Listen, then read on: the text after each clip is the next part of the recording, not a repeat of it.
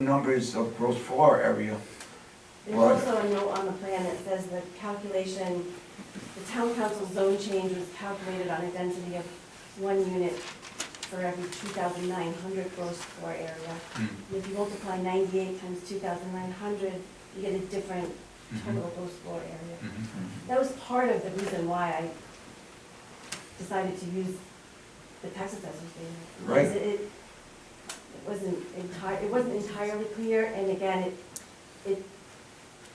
it's going to be decided by the council, then the number will be backed into. So that's why we decided to just let the council, amend the ordinance to reflect whatever.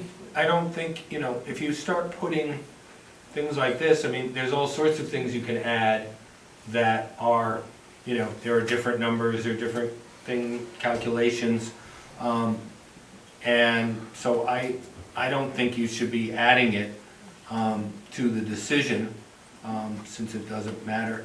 Well, I think it begs the question then why did the developer in the very first place have that number in their plan?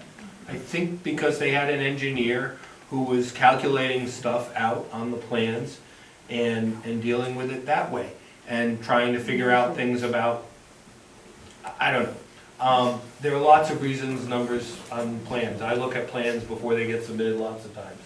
And there are lots of, the engineers do numbers to satisfy the engineers. It is a zone, it was on a zoning chart, and I think when you look at the zoning ordinance, and it's one of the measurement standards, when you go through the zoning ordinance, you look at. Right. There was even a calculation, I think, based on the lot area, which is totally irrelevant, because that's not how we're determining the density in this case. So I think it was really just to kind of plug a hole on the chart, quite frankly, because the developer always knew that this would need to go to the town council. I mean, that was very clear from the beginning that it was going to be a zoning matter. So, that's Richard would like to say something. I know I don't have a vote, but when I'm listening to all this, I would say to you as the planning board and as a former member of the town council, it's your job to send something to the council that's clear and precise, because you're the experts. And you really need to give them something clear and precise. The more of this that I think you add, the more confusing you make it when it gets in front of them.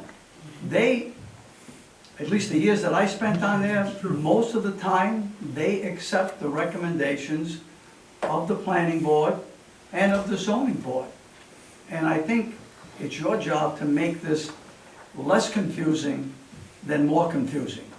And I think the more you add, the more difficult it will be for them to know what you really wanted when you sent the decision to them.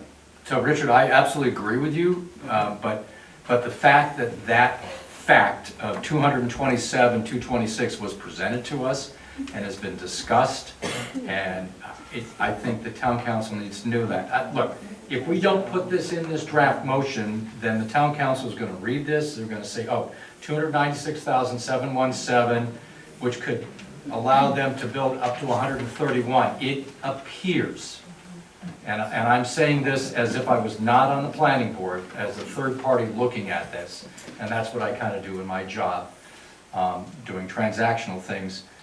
This gives the appearance that we as a board are advocating on behalf of the developer by actually adding a number in there that they'd never even requested in the first place.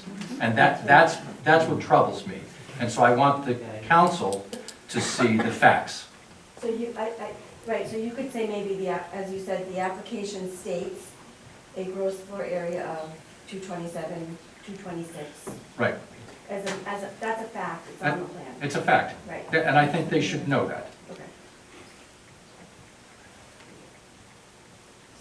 So then, would you say the notation of,